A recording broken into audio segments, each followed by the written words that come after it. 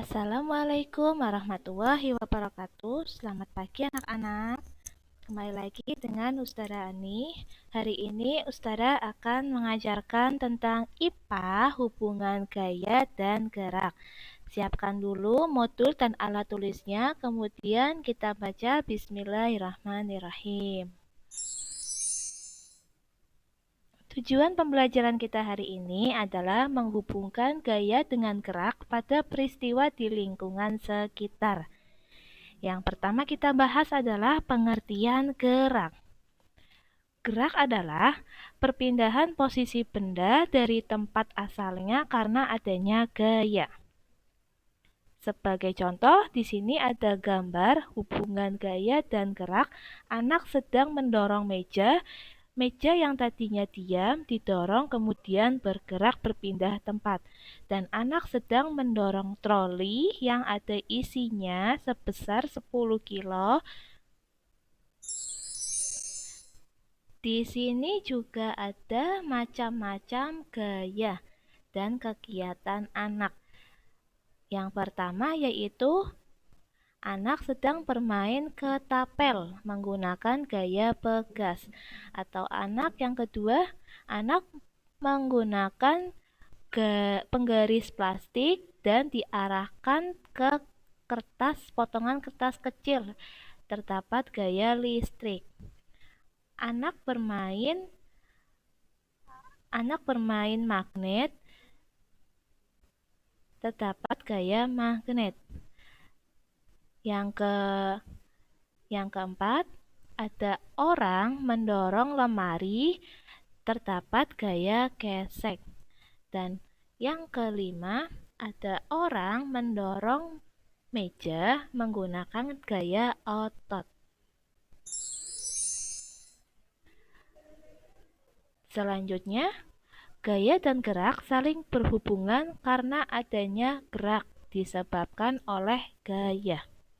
Berikut contoh gerak karena adanya pengaruh oleh gaya. Anak-anak bisa dilihat halaman 37 di modul.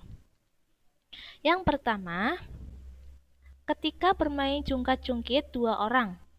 Nah, ketika sisi yang satu memberikan gaya, maka sisi tersebut akan naik ke atas dan sisi lainnya berubah menjadi di bawah. Begitu sebaliknya, gaya yang diberikan anak membuat satu sisi dan sisi lain bergerak ke atas dan ke bawah. Yang kedua, contoh gerak karena adanya pengaruh gaya adalah ketika menendang bola. Yang ketiga, saat tarik tambang. Yang keempat, mendorong troli di supermarket. Dan yang kelima, pemakaian traktor pegas. Di bawah ini contoh gerak gaya dapat mempengaruhi gerak sebuah benda. Yang pertama ada gerak karena gaya otot. Gerak karena gaya otot contohnya pada saat mengayuh sepeda, pada saat berolahraga, dan pada saat bermain tarik tambang. Yang kedua, contoh gerak gaya dapat mempengaruhi gerak sebuah benda. Yang kedua adalah gerak karena gaya pegas. Contohnya pada saat bermain ketapel dan bermain panahan. Yang ketiga, ada gerak karena gaya mesin. Contohnya mobil pengeruk, bulldozer, dan berbagai mesin yang digunakan dalam bidang industri. Di sini ada macam-macam kegiatan anak-anak yang menggunakan gaya yang berkaitan dan mempengaruhi gerak sebuah benda. Ada anak bermain sepeda, anak bermain bola, anak bermain ketapel, dan bermain jungkat-jungkit.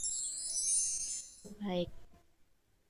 Selanjutnya, contoh kegiatan selanjutnya ada orang sedang mendorong meja, orang sedang mendorong troli yang berisi pasir, dan orang sedang mengendarai dokar.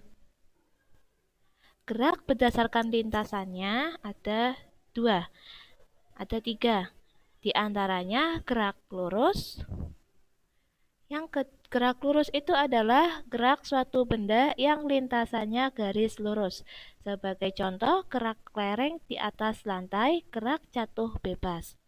Yang kedua, ada gerak parabola, yang artinya gerak benda yang lintasannya garis lengkung. Contohnya ada gerak bola yang melambung, gerak pada tolak peluru. Yang ketiga, gerak melingkar, yaitu gerak benda yang lintasannya melingkar. Contohnya gerak jarum jam, gerak baling-baling kipas angin. Selanjutnya ada gerak berdasarkan keadaan. Di sini ada dua, yaitu gerak sesungguhnya yang artinya gerak pada mobil yang bergerak meninggalkan terminal. Yang kedua ada gerak semu, yang artinya gerak benda yang tidak sebenarnya. Contohnya, gerak matahari dari timur ke barat merupakan gerak semu, karena bumilah yang berputar, bukan matahari yang bergerak.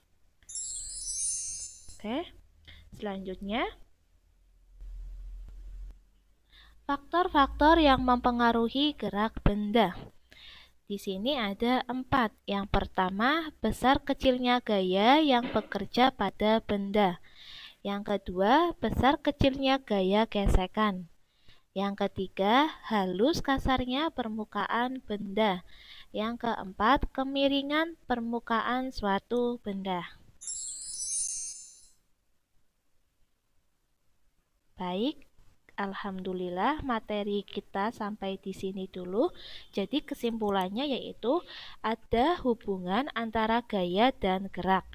Gaya itu adalah perpindahan posisi benda dari tempat asalnya karena adanya gaya.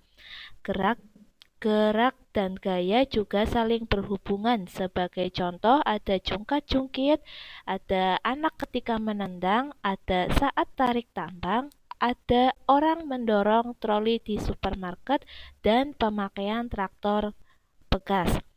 Contoh gerak gaya dapat mempengaruhi gerak juga ada 3, yaitu gerak karena gaya otot, gerak karena gaya pegas, dan gerak karena gaya mesin. Gerak berdasarkan lintasannya juga ada 3, seperti gerak lurus, gerak parabola, dan gerak lingkar. Gerak berdasarkan keadaan juga ada 2, yaitu gerak sesungguhnya dan gerak semu.